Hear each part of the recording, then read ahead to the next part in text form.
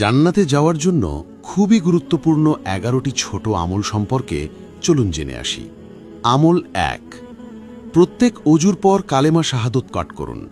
আশহাদু আল্লা ইলাহা ইল্লাল্লাহু ওয়াহদাহু লা শারীকা লাহু ওয়া আশহাদু আন্না মুহাম্মাদান আবদুহু ওয়া রাসূলুহু। এতে জান্নাতের 8টি দরজার যে কোনো দরজা দিয়ে প্রবেশ করতে পারবেন। সহিহ মুসলিম 234। আমল 2। প্রত্যেক ফরজ সালাত শেষে আয়াতুল কুরসি পাঠ করুন।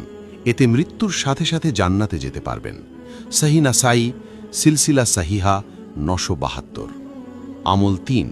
প্রত্যেক ফরজ সালাত শেষে 33 বার সুবহানাল্লাহ, 33 বার আলহামদুলিল্লাহ, 33 বার আল্লাহু আকবার এবং একবার লা ইলাহা ইল্লাল্লাহু ওয়াহদাহু লা শারীকা লাহু লাহুল মুলকু ওয়া লাহুল হামদু ওয়া হুয়া আলা কুল্লি শাইইন কাদির পাঠ করুন। এতে আপনার অতীতের সব পাপ ক্ষমা হয়ে যাবে। সহিহ মুসলিম 1228। আমল 4। প্রতি রাতে সূরা মুলক পাঠ করুন। এতে কবরের শাস্তি থেকে মুক্তি পেয়ে যাবেন। সহিহ নাসাই, সহিহ তারগিব, হাকিম 3839, সিলসিলা সাহিহা 1140। আমল 5। রসুল সাল্লাল্লাহু আলাইহি ওয়াসাল্লামের উপর সকালে 10 বার ও সন্ধ্যায় 10 বার দরুদ পড়ুন। এতে আপনি নিশ্চিত রসুল সাল্লাল্লাহু আলাইহি ওয়াসাল্লামের সুপারিশ পাবেন। তাবরানী, সহিহ তারগিব 665। আমল 6।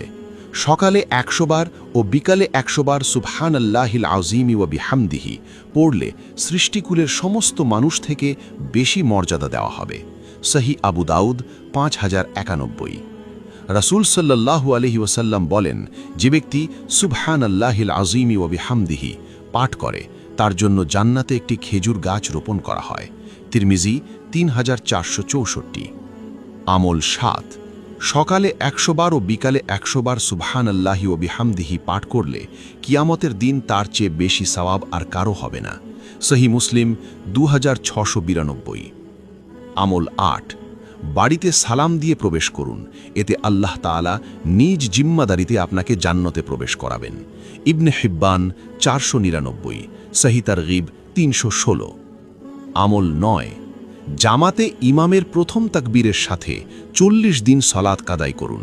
এতে আপনি নিশ্চিত জাহান্নাম থেকে মুক্তি পেয়ে যাবেন। তিরমিজি, সিলসিলা সাহিহা 747, সহিহ তারগিব 404। আমল 10। প্রতি মাসের আয়ের একটা অংশ ইয়েতিমখানা বা মসজিদ মাদ্রাসা বা গরিব দুঃখী বিধবা ও দুস্থদের মাঝে দান করবেন, হোক সেটা অতি অল্প।